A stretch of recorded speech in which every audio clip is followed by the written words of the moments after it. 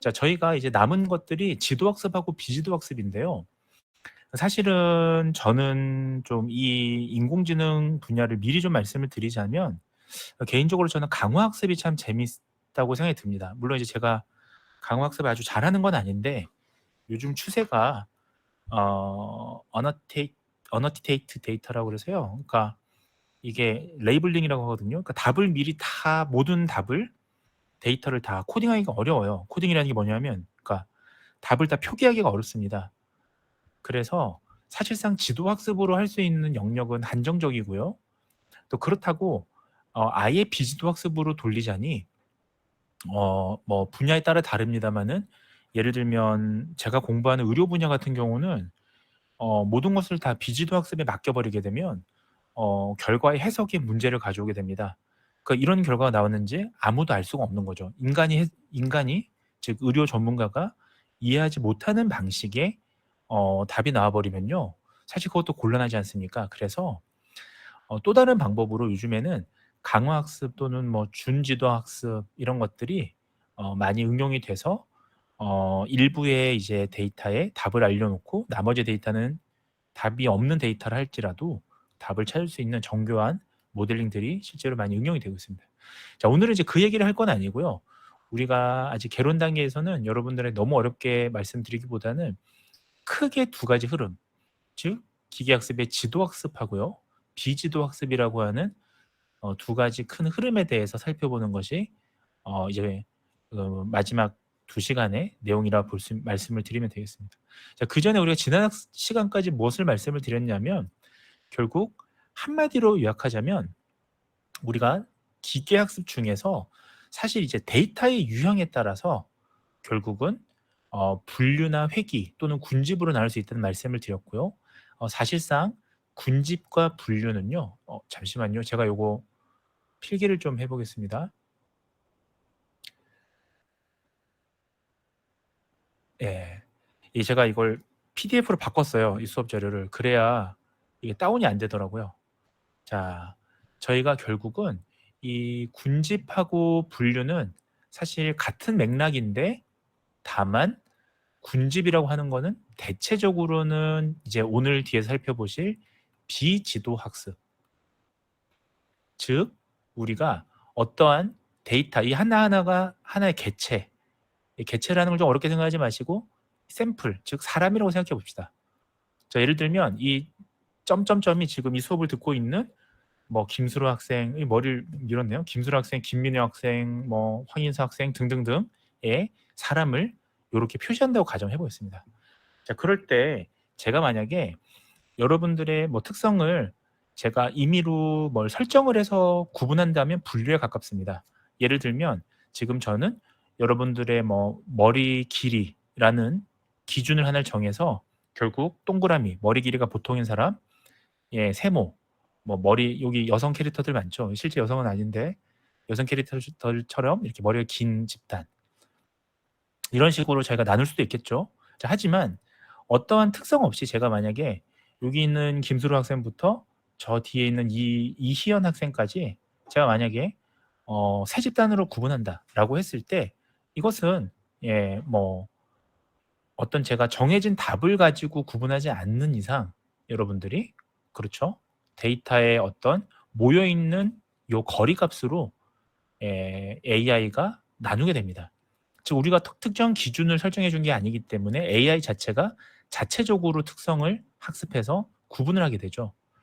자, 이런 것들을 우리가 이제 군집, 클러스터링이라고 하고요. 자, 그다음에 분류라고 하는 클래시피케이션은 무엇이냐면요, 이거는 이제 같은 분류인데 지도학습에 더 해당이 됩니다. 뒤에서 이제 배우실 텐데, 지도학습은 자, 답을 지정을 해주는 거예요. 예를 들면 제가 여러분들 나눌 때 성별에 따라서 나눌 수도 있고요. 그쵸? 지금 이 캐릭터, 실제 캐릭터는 남자라고 해도 지금 보시면 민혁 학생 같은 경우 지금 리본 머리에 꽃 달았잖아요. 리본을 달았잖아요. 그러니까 이런 경우는 여성 이제 아바타 캐릭터라고 한다면, 저희가 이 캐릭터의 성별에 따라서 나눌 수가 있죠. 두 가지로. 자, 그렇게 한다면 이때 우리가 지정하는 이 답은, 예를 들면 꽃이 달려 있고 머리가 길면 여자 캐릭터다라고 하는 답을 우리가 알고 있다면, 마찬가지로 요 뒤에 이인기 학생처럼 머리끈을 묶고 머리가 길다면 여자일 확률이 높다. 여자로 분류될 확률이 높다. 이런 식으로 데이터가 답을 찾아서 이제 배치가 됩니다. 자, 그런 경우는 우리가 분류라고 하고요. 자, 지난 시간에 배우셨던 겁니다. 이제 마지막으로 리그레이션이라고 하는 회귀는 자, 데이터의 유형 자체가 연속형인 경우에 말씀을 드렸습니다. 자, 이 분류는 데이터의 유형 자체가 범주형인 경우에요. 자, 범주형이라는 건 단순히 구분을 위한 거죠. 남자냐 여자나 뭐 이런 것들, 환자냐 정상이냐 이런 것들이죠. 연속형은 그게 아니라 실제 숫자 그 자체를 의미합니다. 자, 숫자가 여기서는 많고 적음의 양적인 가치를 가집니다. 그래서 이거는 여러분들 지금 열심히 듣고 계신 그 제가 찍은 영상을 쭉 듣다 보면 무슨 말인지 잘 아실 거예요. 연속형, 범주형. 자, 결국은 자, 회귀는 그래서 우리가 정확한 미래값을 예측하는 것이고 분류는 어느 그룹에 속할 확률을 예측하는 것이다. 자, 이게 우리가 결과적으로는 어려운 이 머신러닝, 기계학습의 여러 가지 모델링들이 있습니다만 결론적으로는 크게 보면 이 두 가지의 과제라고 표현할까요? 두 가지의 태스크, 그러니까 두 가지의 일을 수행한다라고 보시면 되겠습니다. 자, 오늘은 이제 이 기계학습의 유형에 대해서 앞서 살펴보셨던 이 내용은 이제 데이터의 타입, 스타일이라고 할까요? 그러니까 데이터의 타입에 따라서 범주형이냐 연속형이냐를 우리가 구분하거나 정확한 값을 예측할 때 우리는 군집, 분류, 회귀로 나눴었는데 자, 오늘 배우실 유형은 조금 다릅니다. 자, 사실 우리가 머신러닝이라는 게 처음 등장했을 때는요. 머신러닝의 여러 알고리즘이라는 게 있습니다. 자, 알고리즘은 이거를 계산하기 위한 좀 어렵게 얘기하면요. 뭐 우리가 뭐 활성 함수라든지 뭐 액티베이션 펑션이라든지요. 뭐 기울기 이런 걸 계산할 때 쓰는 일종의 이제 수학적인 함수라고 보면 좋을 것 같습니다. 자, 이것이 결국은 머신러닝의 중간에 어떤 값을 투입했을 때 이 상자 안에 들어가는 하나의 정교한 장치라 보시면 되는데요. 자, 그래야 우리가 무언가를 투입했을 때 무언가에 대한 값이 이렇게 자동적으로 산출이 되겠죠. 자, 이것이 우리가 하나의 이제 AI라고 얘기를 하는 건데 이때 들어가는 수학 함수를 어떻게 학습하느냐가 핵심입니다. 그래서 우리가 기계 학습이라는 표현에서 러닝이라는 표현을 많이 쓰는데 사실은 이제 머신러닝, 뭐 딥러닝, 뭐 AI 뭐든 좋습니다만 표현의 차이는 있습니다만 가장 중요한 게 뭐냐라고 저한테 물어보신다면 뭐 사실 중요한 거는 여러 가지가 있습니다. 데이터의 질도 중요하고 데이터의 크기도 중요하고 뭐 데이터에 노이즈가 얼마나 섞여 있느냐, 뭐 불균형이 어떠냐 다 중요한데 제일 중요한 건 머신러닝에서 학습이에요. 결국은 정교한 값을 내기 위해서는 이 학습이라는 게 결국은 정교함하고 관계가 있거든요. 정교함이라는 게 정확도를 또 포함을 하죠. 우리가 즉 사람보다 더 정확해야 우리가 사람 대신에 이 기계학습 모델을 쓸 거 아닙니까? 뭐 사람이 더 나으면 사람을 쓰는 게 낫죠. 사실은. 하지만 우리가 자동화 시스템을 한다라는 거는 결론적으로 이게 더 정확하기 때문이잖아요. 그래서 자, 이 지금 학습에 있어서 여러 가지 알고리즘들이 굉장히 많습니다. 사실은 제가 아는 것만 해도 한 160개 정도 됩니다. 실제로 머신러닝 모델만 해도. 자, 하지만 저희가 160개의 유형을 다 공부한다기보다는 이런 것들이 중요는 한데 제가 지금부터 말씀드리는 기계학습의 유형, 타입은요. 바로 학습 방법에 따른 타입이고요. 학습 방법. 이 학습 방법은 여러 가지로 나눌 수 있습니다만 자, 이 여러분들이 아직 초보 단계라는 가정하에서는 크게 두 가지 흐름인 지도 학습과 비지도 학습에 대해서 말씀을 드릴 겁니다. 자, 지도 학습. 2번 비지도 학습. 그리고 사실은 이거 말고도요. 뭐 강화 학습이라든지 준지도 학습이라든지 종류가 되게 많아요. 많이 있습니다만은 이 수업에서는 일단은 요 정도 선만 여러분 어렵지 않게 말씀을 드리려고 합니다. 자, 우리가 사실은 이게 사실은 AI라고 하는 게 이제 Artificial Intelligence니까 사실 인공적인 지능이라고 우리가 가져가자면 우리가 지능이라는 부분에 있어서는 지능이라는 표현 자체는 우리가 첫 시간에 말씀드렸다시피 사람이 하는 행위잖아요. 사람이 우리가 학습을 할 때 사용하는 걸 지능이라고 합니다. 그러면 이걸 모방해서 만든 게 인공적인 지능, 소위 이제 인공지능일 텐데 그럼 사람은 어떻게 학습하냐는 거죠. 간단합니다. 자, 첫 번째 우리가 학습을 할 때 제일 먼저 우린 주변 사람들로부터 배우죠. 이게 바로 우리가 피아제라는 사람, 이 교육학계 보시면 피아제 많이 들어보셨죠? 저 어릴 때는 피아제 학습법이 굉장히 유행했었습니다. 그래서 피아제의 이것이 학습 이론 중에 뭐가 있죠? 피아제 학습법. 어쨌든 피아제 학습법이에요. 자, 이거는 뭐냐면 주변 사람들로부터 배운다는 거예요. 주변 사람. 자, 학습이라는 거는 제가 이제 교육학자가 아니라서 아는 대로만 말씀을 드리면, 자, 사람의 학습이라는 거는 주변 사람으로부터 직접적으로 배우는 겁니다. 직접적으로 교육을 통해서. 교육학이죠. 그래서 피아제는. 자, 결국 따지고 보면 어린아이가 무언가를 배울 때 지금 여러분도 마찬가지죠. 자, 누군가 가르쳐 주는 사람이 있어서 정확한 답을 알려줬을 때 여러분들은 그 답을 통해서 연산 과정들을 배우게 될 겁니다. 자, 그리고 우리가 학습이라는 거는 주변 사람들을 통해서만 배우는 게 아니에요. 스스로 이해하거나 경험해서 배우는 경우들도 있습니다. 자, 예를 들면 여러분들 뜨거운 물 주전자를 손에 쥐었을 때 화상을 입죠. 예, 그리고 어 화상을 입고 나서 굉장히 고통스럽게 그 뜨거운 주전자를 '아, 잡으면 안 되는구나.' 경험을 하시게 됩니다.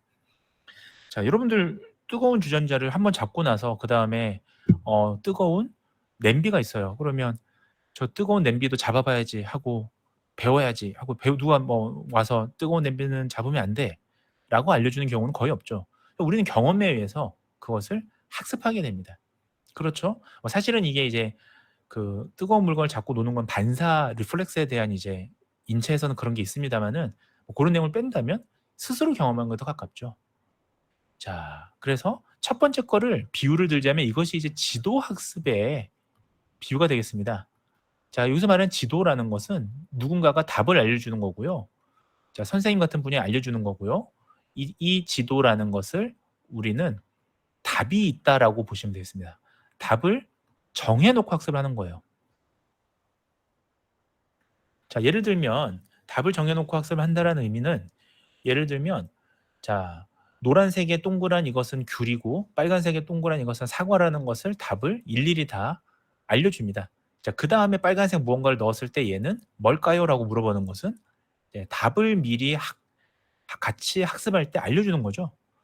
자, 그렇지 않고 만약에 스스로 이해하거나 경험하는 요거는 이제 비지도 학습이라고 우리가 부를 수 있는데, 자, 예를 들면 사과와 귤을 우리가 색깔이라는 힌트를 주지 않고 이 사진을 다 AI에게 제시해서 AI가 그것을 특징을 알아서 구분하게 하는 겁니다.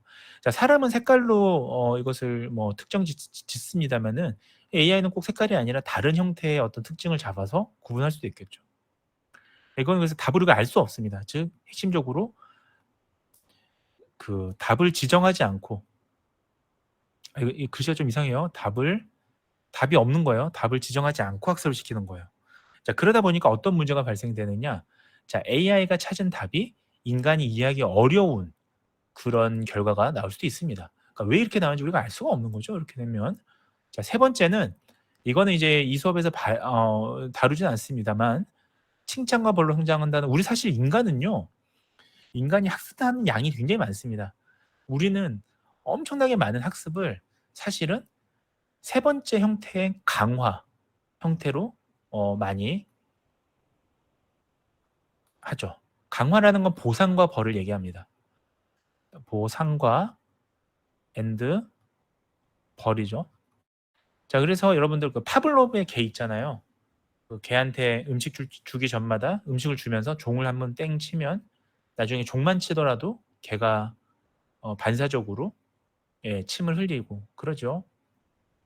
자, 우리는 정적 강화, 부적 강화, 그러니까 이게 특별히 하나를 어떤 잘못했던 상황에서 칭찬을 받으면요, 그 행동이 계속 빈번하게 늘어나고요. 그걸 우리가 강화라고 합니다.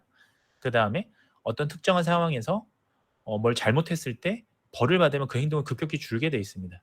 자, 예를 들면 친구한테서 쌍스러운 욕을 하면, 여러분들 또래에서 이렇게 쌍스러운 욕을 하면 친구들이 막 환호해 주면 강화가 되기도 하지만, 여러분들 집에 가서 부모님 앞에서 쌍스러운 욕을 하면 여러분들은 폐륜화가 되잖아요. 그죠? 그러면 그것은 벌이 되는 거죠. 그러니까 상황에 따라서 답이라는 게 같은 행동이 바뀔 수가 있어요.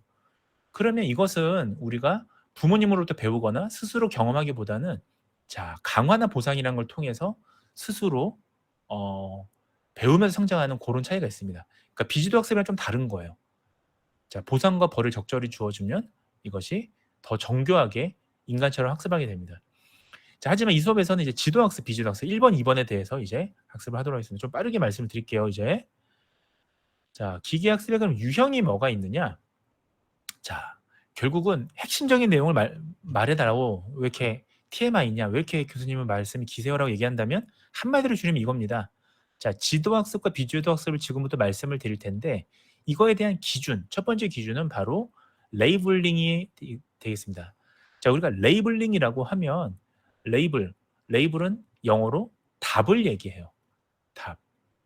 자, 이 답은 뭐냐? 다른 표현으로 y라고 표현하고요. 우리는 수학 기호로. 자, 뭐 또는 결과 변수 outcome, 결과 변수라고 얘기하기도 합니다. 같은 얘기예요, 전부 다. 결과 변수, y, 답, 레이블 전부 다 같은 얘기입니다. 즉 그래서 레이블링이라고 하면 ing 형태를 붙여서 우리가 답을 달아줬음 뭐 이런 식으로 우리가 해석을 할 수 있는데요. 레이블링을 하느냐 마느냐 이것이 이제 지도학습과 비지도학습을 구분하는 가장 결정적인 기준이 되겠습니다. 자, 이때 레이블이라는 것은 아까 말씀드렸다시피 명시적인 정답이에요. 지금 여기서 명시적이라는 표현은 정확한 기준이 있다는 겁니다. 자, 예를 들면 아까 제가 사과와 오렌지를 말씀을 드렸는데 사과가 있고 옆에 오렌지가 있다고 가정했을 때 자, 이거는 정확하게 사과고 이제 답을 달아준 거죠. 이건 정확하게 오렌지야 라고 얘기를 답을 명시적으로 정확하게 답을 달아줬다면 이것은 지도학습이 되겠고요. 학습할 때 말하는 겁니다. 학습할 때. 자, 학습 데이터에서 비지도 학습은 이걸 달아주지 않고요. 네가 한번 맞춰봐라고 사진만 제출을 하는 겁니다. 그런 비슷한 것끼리 묶어서 아, 사과는 이렇게 생긴 거는 왜냐하면 사과 생각해 보세요, 여러분들. 사과가 무조건 빨간색인가요? 그렇지 않을 수도 있습니다. 청사과도 있잖아요. 사과 색깔이 녹색도 있잖아요. 그렇죠? 그 다음에 사과라는 게 색깔이 빨간색이라는 거는 우리가 뭐가 빨간색입니까? 그 예를 들면 남성분들은 이해 못할 텐데 여기 소수의 여성분들은 뭐 다 구분하잖아요. 뭐 옅은 핑크, 진한 핑크, 뭐 립스틱도 색깔이 굉장히 많죠. 우리가 볼 때는 다 남성들 볼 때는 다 똑같은 핑크로 보이는데 다크 핑크, 라이트 핑크 되게 많잖아요. 맞죠? 자, 그렇다면 그런 미세한 차이는 사실은 AI가 구분하는 게 훨씬 더 정확할 수도 있습니다. 그렇죠? 자, 그래서 이 사진 자체를 만약에 통으로 넣어서 구분하게 한다면 이것은 이제 비지도 학습에 더 가깝습니다. 자, 강학습은 이 수업에서는 깊게 배우지는 않습니다만은 어떤 이 환경이라는 게 주어집니다. 이건 좀 게임에서 주로 많이 쓰는데요. 그래서 환경에서 보상, 즉 무언가 행위가 어떠한 정적인 효과를 가져오게 되면 그것이 학습이 돼서 좀 더 정교해지는 그런 게 있습니다. 자, 그래서 보상이라고 하는 또는 사실 이제 AI한테 벌을 줄 수는 없거든요. 그 뭐 프로그래밍한테 뭐 페널티를 주는 게 무슨 의미가 있겠습니까? 그래서 보통은 보상이라는 측면을 많이 쓰는데요. 강화 학습에서는요. 자, 어쨌든 핵심은 자, 이 환경이라는 게 주어지고 상태라는 변수가 주어지면 거기에 따라서 보상이라는 어떤 하나의 현상을 기록하게 되면 그 학습이 증진되는 그런 경우도 있습니다. 예, 그렇게만 이해해 주시면 되겠습니다. 자, 우리는 사실은 지도학습이라는 측면에서 자, 결국은 훈련 데이터를 통해서 보이지 않는 패턴을 찾는 것인데요. 자, 이때 우리는 하나하나의 답을 정해준다면 이것을 우리가 매핑이라고 합니다. 하나하나 매칭을 시켜주는 거죠. 자, 예를 들면 학습용 데이터로 이렇게 지금 자, 이런 모습이 코끼리야라고 다 알려줍니다. 그러면 뭐 코의 길이, 귀의 길이, 뭐 다리의 개수, 귀의 모양 이런 걸 통해서 우리가 어떤 하나의 분류를 할 거고요. 특징을 잡아서 자, 그다음 테스트 데이터. 테스트가 이제 검증 데이터죠. 검증. 그러니까 데이터라는 게 항상 학습을 위한 데이터가 있고 이 학습이 정확하게 학습이 되는지를 살펴보는 검증형 데이터가 항상 있습니다. 과거엔 이거를 이제 70대 30으로 많이 썼어요. 7대 3으로. 70%랑 30%. 요새는 뭐 꼭 굳이 그렇게 안 나누더라도 클러스 밸리데이션이라든지 뭐 여러 가지 기법이 있습니다. 제가 하지만 여러분들한테 아직 1학년 1학기라서 너무 어려운 얘기를 하면 어려울 것 같아서 제가 굉장히 난이도를 지금 낮춰서 말씀을 드리는 거예요. 자, 어쨌든 간에 중요한 것은 자, 이만큼 학습이 중요해요. 그래서 머신러닝 또는 AI의 가장 중요한 거는 학습이다라고 보시면 되겠습니다. 그래서 데이터의 70%를 학습에 할애하는 겁니다. 자, 그렇게 해서 특징을 잡으면 이제 잘 학습했는지를, 그러니까 인간만큼 잘 정확도 높게 학습했는지를 검증하기 위해서 테스트용 데이터를 쓰게 되고요. 그래서 얘는 코끼리가 아니고 얘는 코끼리다라고 분류를 한다면, 이 경우에는 이제 분류의 문제죠. 사실 왜냐하면 코끼리냐 코끼리가 아니냐, 이게 카테고리컬이잖아요. 연속형 변수는 아니죠, 이 경우는. 자, 그러니까 이렇게 잡아줍니다. 자, 일반적으로 우리가 분류라고 하면 가장 기본적인 거는 바이너리. 자, 이건 여러분들 이제 제가 별도로 찍은 그 동영상을 보시면서 충분히 이해하셨을 텐데, 자, 분류가 두 개인 경우는 우리가 바이너리 데이터라고 그래요. 네, 이분형 데이터라고 합니다. 우리나라 말로는요. 자, 그리고 세 개 이상인 경우는 명목형 데이터라고 그래요. 너미널 데이터. 명목형이라고 합니다. 자, 대체로 두 개인 경우는 지금처럼 뭐 코끼리냐 아니냐, yes or no의 문제입니다. 뭐 질병이 있냐 없냐 이런 거죠. 자, 그러나 세 개 이상인 경우는 세 개 이상인 경우 존재하죠. 예를 들면 만족도 같은 경우요. 만족한다, 만족하지 않는다로 할 수도 있지만, 예를 들면 만족한다, 보통, 불만족한다, 이런 식으로들 많이 조사가 되니까요. 이런 경우는 지금 보시면 세 개 이상의 변수로 분류가 되죠. 즉, 이 수업을 만족하느냐, 보통이냐, 불만족하느냐를 제가 만약 예측한다면 여러 가지 변수로, 그렇다면 명목형이 될 겁니다. 분류해서. 자, 그 외에도 질병 같은 경우는 되게 많습니다.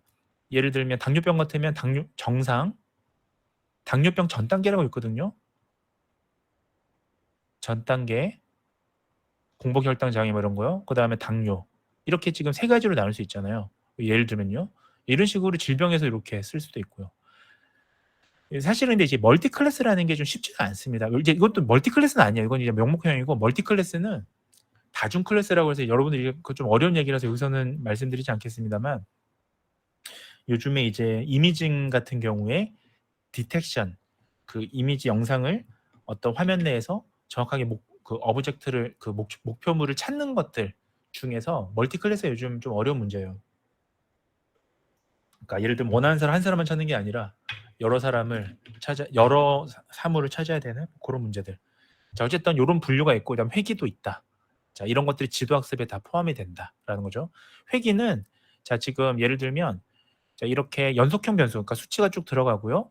예를 들면 이게 x 그 변수에 예를 들면 흡연량이라고 치고, y 변수, 이거 y축 요 지금 가로 세로가 만약에 폐암 발병이라고 칠게요. 그러면 자, 만약에 흡연을 많이 했을 경우에 흡연량이 폐암의 위험이 더 높다. 위험이 얼만큼이야, 높으면 몇 퍼센트냐, 이렇게 우리가 수치로 제시할 때는 회귀라고 하는 리그레이션 모델을 쓰게 됩니다. 자, 종합하자면, 자, 지도학습에는 클래시피케이션 분류가 있고 회귀도 다 있다. 이렇게 보시면 되겠습니다. 비지도학습의 컨셉을 좀 보시면, 비지도학습은 아까 제가 가장 큰 차이는 일단 요거 하나가 제일 중요해요. 다른 건 모르셔도 레이블링. 레이블이 없다라고 그랬죠. 레이블링. 자, 레이블이 뭐냐? 레이블이 답이에요, 답.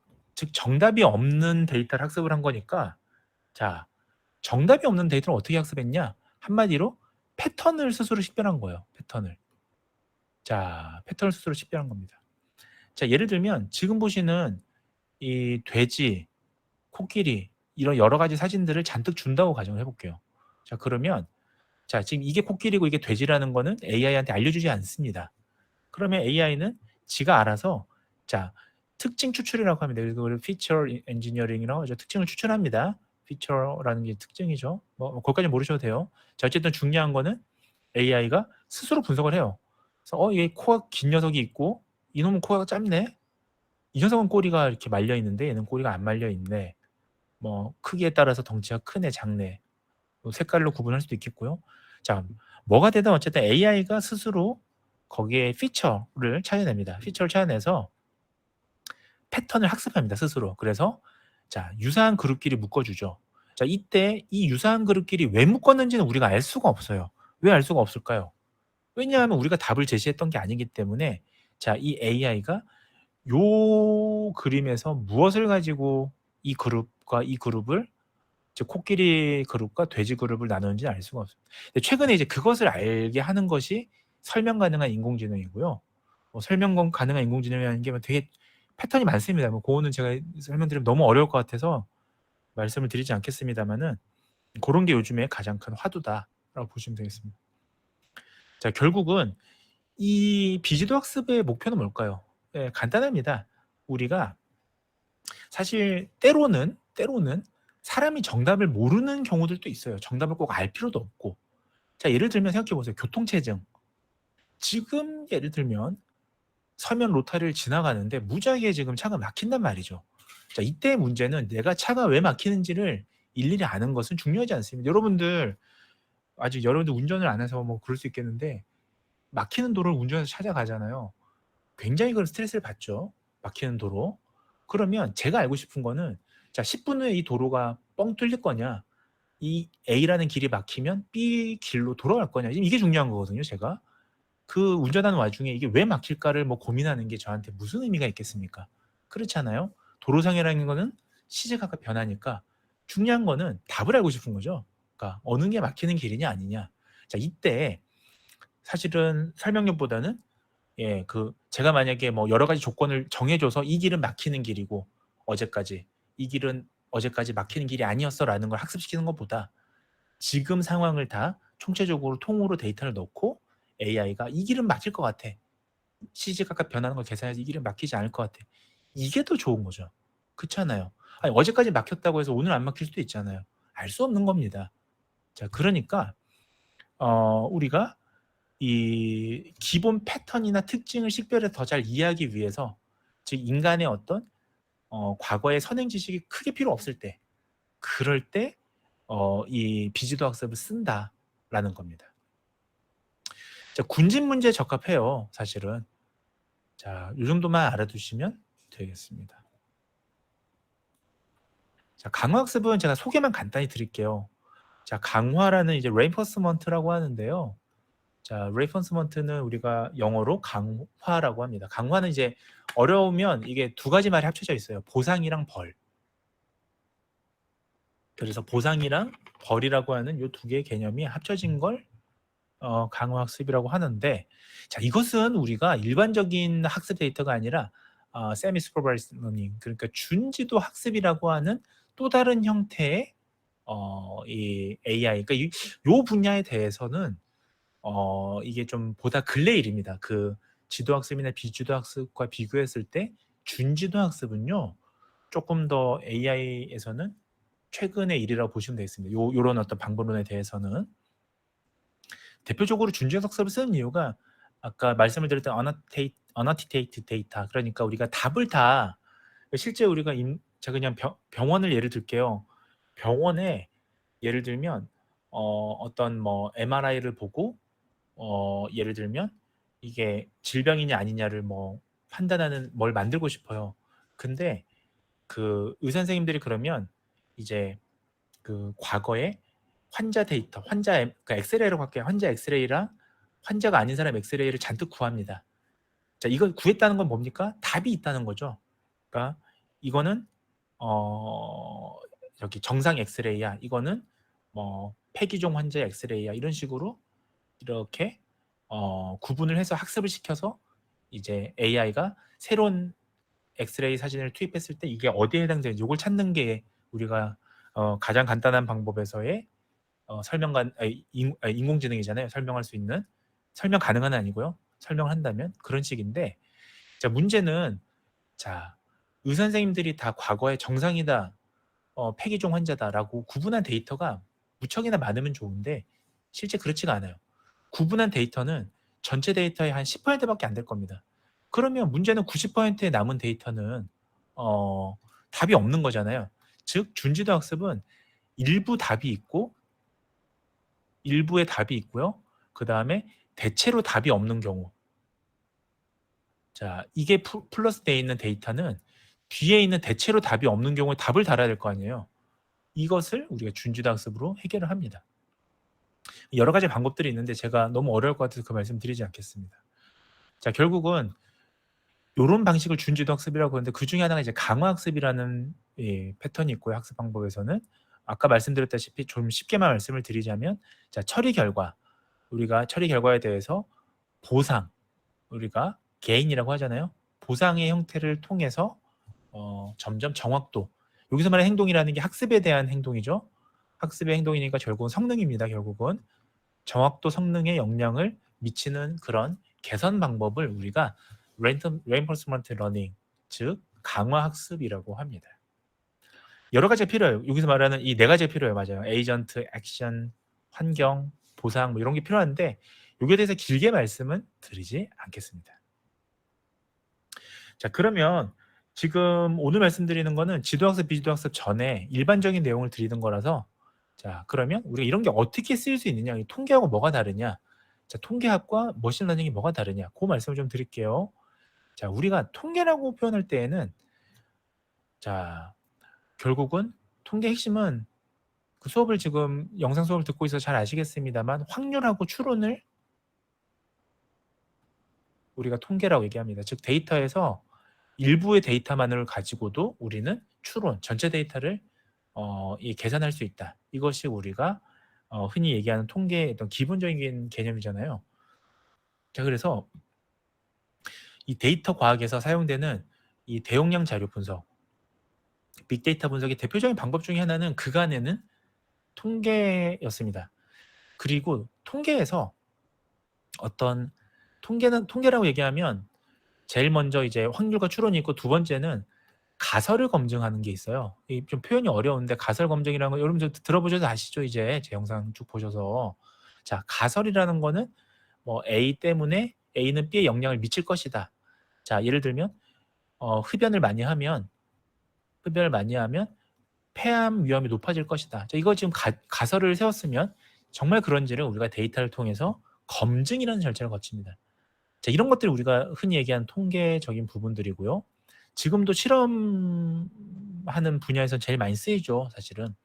자, 그런데 이런 가설이 적게 들어가고 그래도 확률과 추론을 보는 빅데이터 분야를 우리가 과거에는 데이터 마이닝이라고 했었어요. 그래서 마이닝은 우리가 광부라는 뜻이고요. 마이닝은 광산에서 광부가 물건을 캔다라는 뜻이고요. 데이터, 그 데이터라는 큰 산에서 귀중한 데이터를 캐는 이런 작업, 결국 빅데이터 분석이죠. 이것을 이제 통계적인 관점에서는 데이터 마이닝이라고 불렀습니다. 자, 결국은 데이터를 탐색하고요, 모델을 구축하는 이게 핵심이죠. 그래서 전체적인 관점에서 보면 사실 머신러닝하고 데이터 마이닝은 사실 거의 같은 말이에요. 데이터 마이닝은. 다만 머신러닝이라고 그러면 조금 더 학습에 초점을 맞추고 있고요. 그래서 이 어떤 정확도라든지 성능에 초점을 맞추고 있고요. 자, 데이터 마이닝이라고 하면 그것보다는 자료에서 유의미한 결과를 얻는, 의미 있는 결과를, 이게 좀 잘 안 써지네요. 아이고. 자료에서 의미 있는 결과를 얻는 솔루션에 좀 더 가깝습니다. 데이터 마이닝이 사실은. 자, 이걸 하기 위해서 우리는 데이터를 수집하고, 데이터가 있어야겠죠. 일단 수집하고 분류하고 가공하고. 가공이 반드시 들어갑니다. 원래 데이터 자체를 그대로 쓸 수가 없어요. 자, 이런 전처리 작업이 뭐 머신러닝이든 또는 뭐 데이터 마이닝이든 다 필요합니다. 그러니까 사실은 우리가 이런 건 코딩만으로 할 수가 없어요. 그래서 데이터 리터러시라고 그러죠. 데이터를 잘 볼 수 있는 눈을 또 키워야겠죠. 이제 그런 것들이 역량이라 보시면 되겠습니다. 그럼 차이점이 뭐냐? 자, 차이점을 제가 좀 말씀드리겠습니다. 자, 결과적으로 우리가 한 이 네 가지 정도로 좀 볼 수가 있겠는데, 이제 특징적인 부분에 있어서는 기계학습, 머신러닝, 기계학습은 정확한 예측을 집중하는 거예요. 그래서 아까 제가 앞에 잠깐 올려볼게요. 이렇게 보시면, 자, 제가 여기 아까 여기 머신러닝은 학습이 핵심이고 학습을 했다는 건 정확도, 얼마큼 정확하게 다음 자료를 예측하느냐, 요게 핵심이에요. 머신러닝은. 자, 근데 통계학, 그러니까 데이터 마이닝은 자, 유의미한 결과를 얻는 게 핵심입니다. 그러니까 왜 이유를 분석하고 싶을 때 통계학을 많이 써요. 자, 정확하게 몇 퍼센트, 예를 들면 맨날 지각하는 학생이 있으면 다음 시간에 지각할 확률을 구하면 머신러닝을 구할 수 있고요. 맨날 지각하는 학생이 있는데 이제 다음 시간에 지각할 확률도 어느 정도 계산할 수 있지만 왜 얘가 도대체 지각을 하느냐, 그 솔루션 해결하고 싶으면 통계적인 접근을 하면 됩니다. 그래서 제가 좀 미리 말씀을 드리는데 이 두 가지를 같이 공부하잖아요. 그러니까 이걸 잘라놓고 얘만 공부하거나 한다고 해서 성공하는 게 아니에요. 이 두 가지를 다 알잖아요. 그러면 아주 그냥 데이터를 가지고 놀 수가 있습니다. 진짜. 그러니까 통계학도 잘 하시고 이 머신러닝도 잘 하시고 하면 그 분야에서 이 역량이 아주 뛰어난 사람이 될 수가 있습니다. 자, 예를 들면 넷플릭스로 한번 예를 들어볼게요. 얘예요. 넷플릭스 많이 보시죠. 넷플릭스 보시면 자, 만약에 영화 평가, 별점으로 평가하지 않습니까? 이 예측의 정확성을 본다고 하면 머신러닝을 돌리는 게 맞아요. 자, 요런 예시들 좀 잘 보세요. 그다음에 그게 아니라 왜 사람들이 대체 특정 영화를 좋아하는 이유가 뭐냐? 자, 이런 걸 분석할 때는 통계학으로 가설을 검증을 하게 됩니다. 자, 의료. 예를 들면 내년에 병원에 갈 사람들 숫자를 정확하게 예측하고 싶어요. 예를 들면 자, 올해 데이터가 있으면 한 10년치 데이터가 있으면 100병원은 지금 그 돈을 버는 병원이잖아요. 지금 부산에서 부산대병원하고 부산백병을 제외한 나머지 병원들은 적자가 나는 병원입니다. 그러니까 뭐 적자가 난다는 게 병원이 운영을 못해서가 아니라 병원도 결국은 이 손해를 봐요, 사실은. 근데 이게 내년에도 손해를 볼 거냐? 그러니까 계속 적자를 보면 병원을 구조조정을 해야 될 거 아니에요. 근데 그러면 그 기준을 뭘로 할 거냐? 자, 지난 10년 동안에 만약에 백병원이 계속 흑자를 보였다라고 한다면 내년에 흑자를 보일지, 환자가 몇 명 늘지 다 이게 어느 정도 계산이 되죠. 데이터가 있으면. 이때는 기계학습을 쓰는 거고요. 자, 근데 갑자기 줄었어요. 예를 들면 맨날 늘다가 지난 10년 동안 늘다가 2020년부터 3년간 줄었어요. 자, 그럼 왜 줄었는지가 사실 중요할 수도 있어요. 솔루션에서는. 이때는 통계적인 접근을 한다. 자, 왜 줄었냐? 예를 들면 코로나 때문에 하필이면 이제 코로나 그 격리 병동이라든지 이런 게 지정 병원으로 되면서 일반 병실이 수용 가능 인원이 줄어들었다. 자, 이런 것들은 가설을 세우고 검증할 수밖에 없는 겁니다. 자, 마지막으로 독감 예측도 마찬가지죠. 자, 작년까지 기준을 데이터를 바탕으로 독감 발생 가능성을 예측한다면 작년처럼 올해도 7월, 8월에 독감 환자가 많이 늘 것이고 구글 트렌드 분석이 그런 거지 않습니까? 자, 이때는 이제 머신러닝이나 딥러닝을 쓰는 거고요. 그것이 아니라 자, 도대체 뭐 때문에 그러냐? 요인, 팩터, 요인. 자, 독감 발생의 주요 요인은 뭐 위생이냐, 뭐 온도차냐, 기후차냐, 기온차냐, 자, 이런 것들을 우리가 판단한다면 이것은 이제 통계학적인 관점으로 보는 것이 더 적합하다. 이 말씀을 좀 드리는 것입니다. 자, 어쨌든 이제 기계학습의 알고리즘이라는 걸 이제 여러분들이 앞으로 뭐 쭉 뭐 2학년, 3학년, 4학년까지 아마 많이 배우실 텐데 알고리즘이 굉장히 많아요. 참고로 제가 하는 알고리즘 한 160개 정도 됩니다. 160개 알고리즘을 좀 저도 다 쓰냐? 아니요, 그렇지 않아요. 알고리즘 계속 만들어지니까요. 자, 이 알고리즘이 무엇이냐? 이 알고리즘은 결국은 어떤 모델을 구축하는 모델링이라고 얘기도 하기도 하는데 이 모델링을 위한 세부적인 이 어떤 이 방법이라고 보시면 되는데 조금 더 수학에 가깝습니다. 얘는 수학에. 그러니까 이 인공지능이 수학이냐 뭐 아주 틀린 말은 아니에요. 이제 요걸 공부하시는 분들은 이게 수학에 가깝다. 근데 이제 저는 좀 응용한 연구자니까 응용 연구자한테는 뭐 제가 볼 때는 제가 이해하는 AI는 꼭 수학은 아니다. 뭐 저도 수학을 잘하는 편은 아닙니다. 그래서 다시 보시면 자, 이 기계학습의 학습 결과라는 것은 자, 결과적으로 우리가 어떤 값을 투입했을 때 어떤 값이 나온다라고 하는 것은 자, 결국 여기 들어가는 요 상자가 결국은 알고리즘이라 보시면 되겠는데요.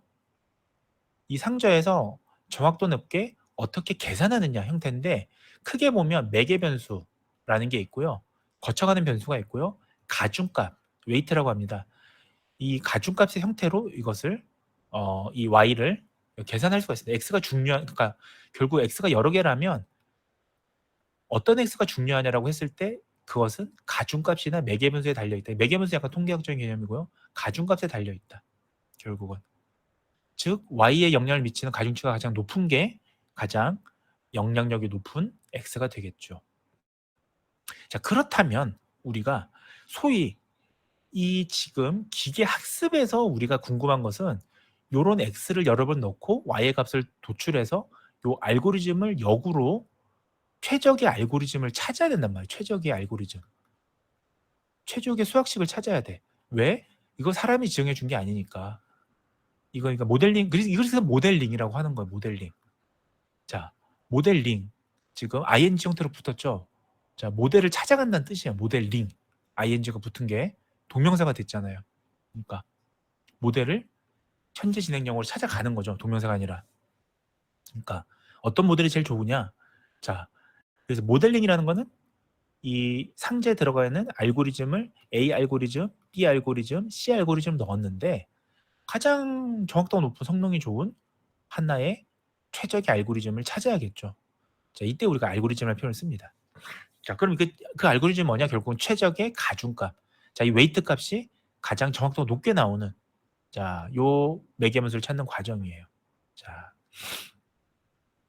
자, 그래서 알고리즘이라는 게 그런 거다. 너무 어렵게 설명하면 또 여러분들이 AI가 싫어지니까 싫어지면 안 되겠죠. 그래서 이 정도만 얘기를 하겠습니다. 단계가 있다. 요것도 중요한 말씀인데 기계학습의 알고리즘은 단계가 있어요. 이것을 우리가 뭐라고 하냐?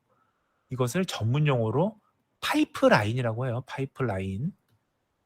파이프라인이라는 게 우리가 보시면 이렇게 지금 그 관으로 연결된 것처럼 하나의 일련의 관으로 이렇게 음료수를 부으면 요 밑에까지 음료수가 도달하는 것처럼 거름망이라고 보시면 돼요. 커피. 그러니까 제가 커피를 좋아하니까 하나하나 커피 거름망이라고 생각하시면, 자, 물을 부으면 거름망을 다 거쳐서 하나의 값이 나오는 거죠. 커피가 추출이 되죠. 하나의 연속된 어떤 과정을 우리가 파이프라인이라고 해요. 연속된 과정. 자, 이게 왜 중요하냐? 이게 왜 중요한가? 과정이에요. 과정이 아니라. 이거 미안해요. 이게 제가 글씨를 잘 쓰고 싶은데 이게 전문 판서 프로그램이 아니에요. 여러분들. 제가 지금 굉장히 열악한 환경에서 하고 있다는 걸 아시면 되겠습니다. 자, 지금 보시면 우리가 지금 근데 연속된 과정인데 우리는 지금 코딩 하나에만 막 죽어라 지금 이게 매달려 있단 말이에요. 그게 웃긴 거야. 제가 봤을 때는. 아니, 이게 기계학습은 단계가 이게 지금 이 자료를 입력부터 해서 출력까지 여러 가지 단계를 거치게 되는데 이 코딩만 뭐 뒤집다 하는 게 뭐 제 입장에서는 뭐 응용하는 학자 입장에서는 좀 이해가 안 됩니다. 사실은. 보시면 자, 기계학습 과정이라는 게 여러 가지 파이프라인이 있는데 대체로 보면 자, 데이터를 정해야 돼요. 이게 데이터 수집이죠. 수집이 필요해요. 일단 데이터가 없으면 뭐 아무것도 할 수가 없어요. 뭐든 데이터 있어야 돼. 수집한 다음에 정답을 결정을 합니다. 그러니까 y를 결정합니다. y. 그러니까 y를 결정을 해야 데이터에서 x를 집어넣어서 y를 만들 이 y. 그러니까 이게 y라는 게 y라고 표현할 거 그렇지 문제를 해결하는 거죠. 해결할 문제. 해결할 문제를 찾아야겠죠. 제가 예를 들면 그러니까 이 AI로 할 수 있는 솔루션이 되게 많아요. 예를 들면 백종원의 골목 식당처럼 망해가는 지금 뭐 망해가는 학교가 있다. 이 망해가는 학교를 안 망하게 좀 뭔가 솔루션을 찾고 싶다. 이거 마찬가지고 그 Y는 어떻게 하면 안 망할 것이냐 이런 거죠. 이런 식으로 Y를 정해줘야 돼. 정의를 해줘야 돼. 자, 그 다음에 학습 모델을 만들죠. 이때 학습 모델이라는 게 이제 모델링이라는 표현을 제가 쓴다고 그랬잖아요. 모델링. 모델링이 뭐다? 최적의 알고리즘을 찾는 거야. 문제를 해결하기 위한 최적의 수학식 같은 걸 찾는 거야. 자, 이거는 근데 데이터마다 다릅니다. 데이터마다 달라요. 황금률이라는 게 없어요, 여러분들. 그렇잖아요, 여러분들. 그냥 그 우리가 뭐 떡볶이나 분식으로 얘기하자면 뭐 김밥 같은 거에 어머니의 손맛을 생각하시면 됩니다. 예를 들면 뭐 반드시 고춧가루를 넣는 게 떡볶이부터 순두부찌개까지 무조건 맛을 다 다채롭게 만드는 게 아니죠.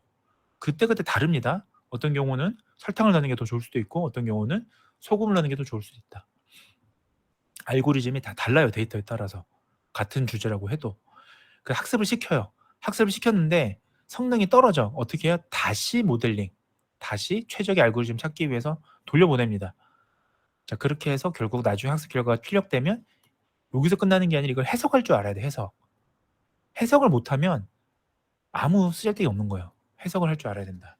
자, 요런 이제 하나의 단계, 파이프라인이 있다. 중요합니다. 꼭 보시고요. 자, 뭐 이제 대표적인 게 우리가 손글씨 데이터 이런 거는 이제 우리가 컨볼루션 뉴럴 네트워크 같은 이제 컴퓨터 비전 분야에 그러니까 딥러닝 같은 거 이제 공부할 때 제일 많이 쓰는 데이터예요. 그러니까 예를 들면 우리가 뭐 손글씨라는 게 다양하지 않습니까? 0이라는 표시도 어떤 사람은 이렇게 쓰고 뭐 어떤 사람은 모양이 다를 수도 있고 형태는 다르지만 이 조금의 차이가 얘는 0이고 얘는 1이고 이렇게 이게 결국이 무슨 문제예요? 분류의 문제죠. 분류의 문제예요. 이거 지금 0부터 9까지의 값 중에서 내가 어떤 값을 썼을 때 어디에 해당이 될 것이냐, 그 퍼센트가 몇 퍼센트냐를 우리가 알고 싶은 거죠. 자, 이때 우리가 이건 뭐 제가 너무 어렵게 설명 안 드리겠습니다. 컨버전셜 뉴럴 네트워크가 이와 같은 이제 이론에 의해서 픽셀로 이게 이제 매트릭스라고 해요. 매트릭스 행렬을 만들어 줍니다. 행렬을 만들어 줘서 이 값을 우리 눈에는 이렇게 보이지만 이 매트릭스 형태로 이렇게 지금 흰색으로 되어 있는 부분이 1로 되어 있어요. 자세히 보면 끄어 볼게요. 이렇게 되어 있는 거죠. 1로 되어 있는 부분 합쳐보면 맞죠? 요 모양 요거를 이제 숫자 0과 1의 형태로 바꿔줍니다. 사실 실제로는 0과 1이 아니라 요 숫자가 다 달라요. 사실은. 그래서 이것을 우리가 풀링이라고 하는데 뭐 어쨌든 간에 뭐 다 생략하고 자 어쨌든 간에 자 이 글씨는 이렇게 행렬로 바꿔서 픽셀 값을 나중에 선으로 추출하는 게 아니라 이 픽셀 값을 입력을 하게 되죠. 알고리즘에 따라서. 나중에 이걸 이제 플래턴이라고 해서 평평하게 이제 벡터 형태로 만드는데 자 그런 거 좀 궁금하시면 이제 그 네이버 같은 데 찾아보시면 쉽게 설명합니다. 자 예를 들면 이거 절차를 지금 말씀을 드리는 거예요. 기계학습 알고리즘 절차를.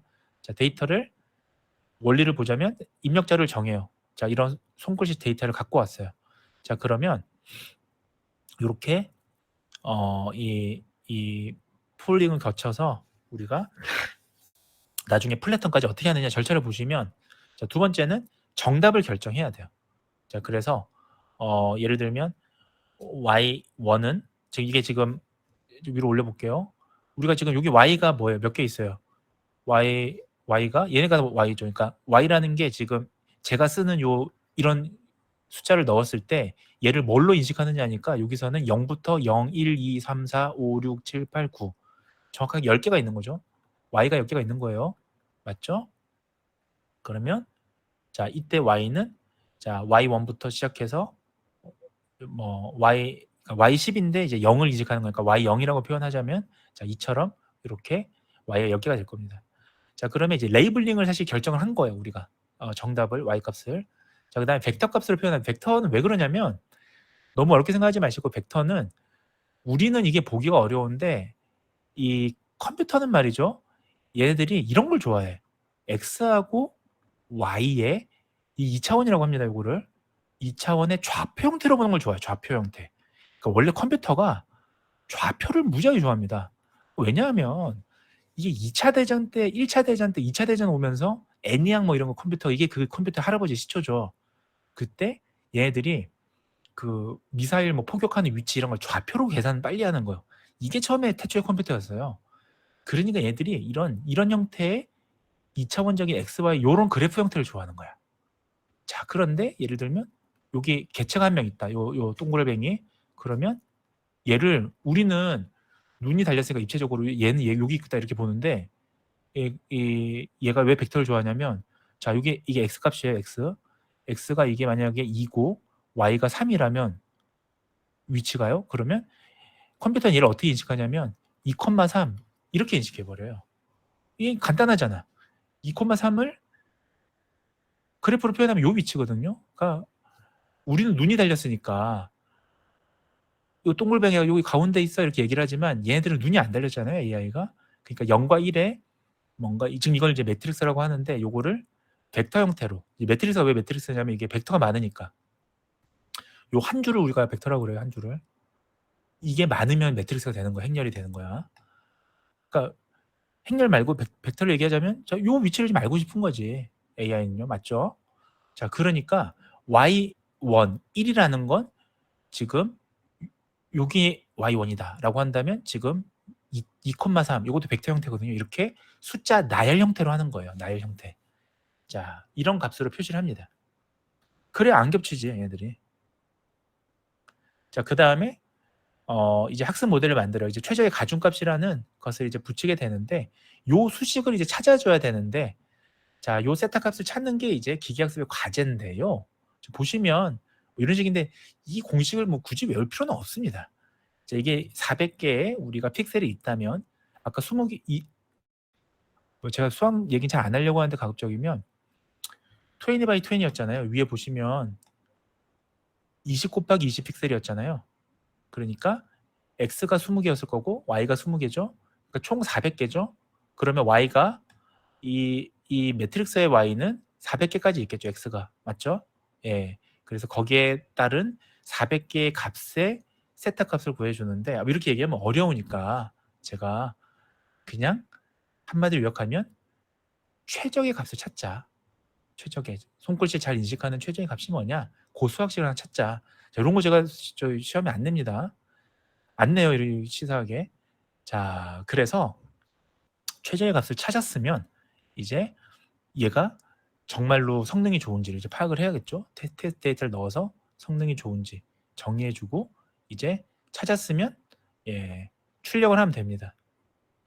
그래서 이제 인식을 시켜주면 예, 우리 손글씨를 인식하는 AI가 되는 거예요. 자, 이런 식으로. 그래서 숫자 0의 이미지에 만약에 제가 손글씨를 이렇게 썼으면 요 확대를 좀 해보겠습니다. 안 보일 수가 있으니까 눈이 나쁜 친구들을 위해서 자, 이거 보시면 제가 이렇게 입력을 해봤어요. 하면 자, 얘가 0에 가까운 확률을 이제 가중치로 구해주는 거예요. 예. 얘는 y가 각각 지금 10개가 있는 거잖아요. y1부터 10 대신에 y0이 있는 건데 자, 이 중에 가장 얘가 해당될 확률 즉 벡터 형태로 이렇게 쭉 제시했더니 0에 가깝구나. 이게 지금 0의 벡터였으니까요. 아까 0을 표기하는. 자, 그래서 이미지는 0일 확률이 80%, 90%입니다. 뭐 이런 식으로 표현해줘요. AI는. 자, 이것이 예, 그 확률은 어떻게 계산하냐? 실제로는 이렇게 계산을 합니다. 그래서 이게 가정값이거든요. H 하이퍼시스라고 하는데 0의 가추정값, 추정값으로 해석하면 돼요. 이런 표현 잘 안 쓰려고 하는데 여러분들 어려워할까봐. 자, 0에 해당될 값, 1에 해당될 값, 2에 해당될 값, 3에 해당될 값 이렇게 하면 y가 아까 10개였잖아요. 왜냐하면 1부터 0까지 있었으니까 9 다음에 0이니까 그쵸? 그러면 각각의 해당될 값을 다 계산합니다. y값을 계산하게 되면 얘는 6이라는 거에 해당될 추정값이 98.4% 그러니까 98%죠. 98.4%로 얘는 이 저기 뭐냐 6이라는 글씨에 해당될 가능성이 높습니다. 라고 예측을 해주는 거예요. 6을 좀 삐뚤삐뚤하게 쓰면 그 퍼센트가 좀 낮아지죠. 자, 어쨌든 우리가 다른 값에 비해서는 훨씬 월등히 6이라는 추정값에 해당될 가능성이 높다. 예, 그렇죠. 자, 하지만 이 두 번째 그림 같은 경우는 한 가지 좀 주의 깊게 보셔야 될 게 4에 해당될 값도 좀 다른 값에 비해서 높아요. 그러니까 얘는 6 또는 4로 AI가 인식할 가능성이 높다. 컴퓨터 비전에서는. 맞죠? 다만 확률상 보시면 우리가 6으로 할 확률은 89.7%인 거예요. 자, 왜냐? 곱하기 100 해주시면 돼요. 그러면 89.7%. 자, 이 4로 이제 이해할 확률은 정확하게 얘기하면 23.6%니까 자, 6일 가능성이 월등히 높죠. 그래서 AI가 이렇게 제시를 합니다. 답을. 자, 이게 이제 우리가 흔히 얘기하는 기계학습 알고리즘입니다. 자, 여기까지만 보시고요. 뭐 자바 스크립트로 만약에 그러니까 뉴럴넷이라는 게 이 R에서 개발된 또 그 뉴럴 네트워크의 신경망 모델이 있어요. R 패키지는 있습니다. 자, 어쨌든 뉴럴넷을 뭐 하시고 싶으시면 손글씨 인식하는 건데 뭐 나중에 한번 저기 요 사이트 접속해서 한번 해보세요. 재밌고. 이 얀 르쿤이라는 사람이 이 얀 르쿤 아주 훌륭하신 분이죠. 이 제프리 힌튼의 제자였는데요. 얀 르쿤. 이 사람이 만든 르넷 같은 경우가 바로 이 손글씨를 이용한 이 컨버전 뉴럴 네트워크를 사실은 이 개발하는 데 있어서 창조자와 같은 분이에요. 란 르쿤. 이 사람이 만든 거예요. 자, 그다음에 뭐 나머지 한번 쭉 보세요. 자, 그리고 제가 너무 길게 하면 여러분들이 지칠 수가 있으니까 조금만 하고 마무리 짓도록 하겠습니다. 자, 그다음에 지도학습에 대해서 이어서 바로 말씀드리겠습니다. 지도학습하면 여러분들이 알고리즘에 대해서는 지도학습의 정의를 먼저 말씀을 드릴 거고 알고리즘에 대해서는 여러 가지가 있습니다. 자, 제가 알고리즘이 대체로 제가 아는 것만 해도 160개가 넘어가는데 그 160개를 생각해 보십시오, 여러분들. 160개를 8학기에 걸쳐서 공부한다 생각하면 너무 잔인한 일이잖아요. 한 학기에 그러면 20개씩 알고리즘을 배워야 돼. 근데 이게 화난 일은 뭔 줄 아세요? 20개씩 배우잖아. 이게요. 졸업할 때쯤 되면 아주 기초적인 알고리즘 제어하면 옛날 게 돼버립니다. 옛날 게. 1년 1년 바뀌어요. 새로운 알고리즘이 계속 나온다고요. 그러니까 제가 지금 드리고 싶은 말씀은 그렇다 여러분들한테 이걸 다 공부하라 그런 의미가 아니고 응용하는 사람들은요. 응용하는 연구자들은 뭐 개발자들은 응용하는 사람들은 나한테 필요한 걸 가져오면 되는 거예요. 무슨 말이냐면 제가 요리사라고 가정했을 때 제가 지구상에 있는 모든 요리 재료를 다 먹어보지 않았더라도 제가 음식을 만들 수가 있습니다. 제가 먹어본 음식을 가지고 안 먹어봤더라도 추측이 가능해요. 제가 청양고추를 먹어봤으면 베트남의 그 땡초고추를 안 먹어보더라도 맵다라는 사실을 알고 있으면 대체로 걔를 이용해서 김치를 만들 수 있겠죠. 예. 그래서 지도학습 알고리즘의 몇 가지 유형만을 좀 말씀드릴 거고 대표적인 게 의사결정 틀이랑 그다음에 최근점 이웃 알고리즘은 조금 다른 건데 제가 지도학습에 넣은 이유가 이건 이제 레이지 모델이라고 그래요. 레이지 모델. 영어가 잘 안 씁니다. 그러니까 게으른 모델이라고 그래요. 왜냐하면 레이지 모델이라는 표현을 쓰는 이유가 다른 거랑 좀 다르게 얘는 좀 골 때리네요. 이 최근접 이웃 알고리즘은 KNN이라고 하는데 얘는 하나만 아시면 됩니다. 왜 게으른 모델이냐? 얘는 다른 모델들은 전부 다 학습 데이터랑 검증 데이터를 나눠가지고 검증 데이터가 다른 말로 테스트 데이터라고 해요. 테스트 데이터. 테스트 데이터. 그래서 학습할 때 이제 최적의 알고리즘, 아까 제가 최적의 알고리즘, 최적의 해를 찾는 게 중요하다고 그랬잖아요. 그거를 하나 찾아서 이제 정말 그게 좋은 거냐라고 검증을 합니다. 데이터를 나눠서. 자, 근데 얘는 이렇게 할 수가 없어요. 얘는 학습 데이터, 검증 데이터를 나누는 게 아니라 이 통으로 이 값이 그냥 검증 값이다라고 보시면 됩니다. 왜 그런지 뒤에서 이 모델의 알고리즘을 제가 설명을 드릴게요. 그래서 게으른 모델이다. 근데 게으른이라는 표현, 레이지라는 표현을 쓰잖아요. 우리가 레이지라는 표현을 쓰잖아요. 그러면 통계나 데이터 사이언스나 머신러닝이나 수학에서는 어떤 느낌이냐면 부정확하다. 이렇게 생각하시면 돼요. 부정확하다. 자, 비슷한 표현으로 뭐가 있느냐? 참고서 알아주세요. 로버스트. 로버스트라는 모델을 굉장히 많이 쓴다고. 통계학이나 뭐 데이터 사이언스나 이 데이터 모델은 로버스트하다. 로버스트도 무슨 말이냐면 어디나 적용 가능한 대충이라는 표현보다 뭐라 그럴까요? 좀 포괄적인 뭐 이런 의미예요. 자, 레이지도 마찬가지입니다. 정확한 게 아니라 좀 대강 이렇다. 이런 의미로 보시면 되겠습니다.